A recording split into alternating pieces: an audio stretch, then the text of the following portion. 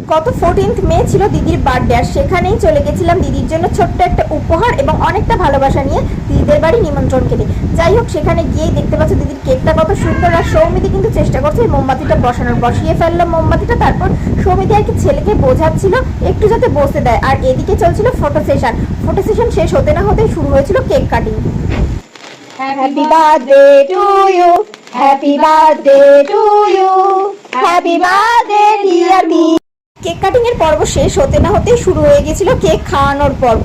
আর এইদিকে প্রথমে দিদি জেঠিমাকে, তারপর আমার দিদিকে হাঁ করতে থাকা ছেলেকে তো দিতেই হবে। যাই হোক, তারপর একে একে আমাকে, দাদা ভাইকে, সৌমিদি, শ্রাবণী প্রত্যেককে দিদি একটু একটু কেক খাইয়ে দিচ্ছিল। আর দাদা ভাইকে খাওয়ানোর সময় দিদি তো হাতই পাচ্ছিল, দাদা ভাইকে নিচে হতে হয়েছিল। তারপর এইদিকে দাদা ভাই আর কি সবাইকে কেকটা সুন্দর করে সার্ভ করে দিয়েছিল, আর জেঠিমা এদিকে পায়েস দিয়েছিল। আমরা খাচ্ছিলাম, আরও অনেক কিছু আছে পরের পার্টে দেখবে। ততক্ষণ ভালো লাগলে লাইক, শেয়ার এন্ড সাবস্ক্রাইব করে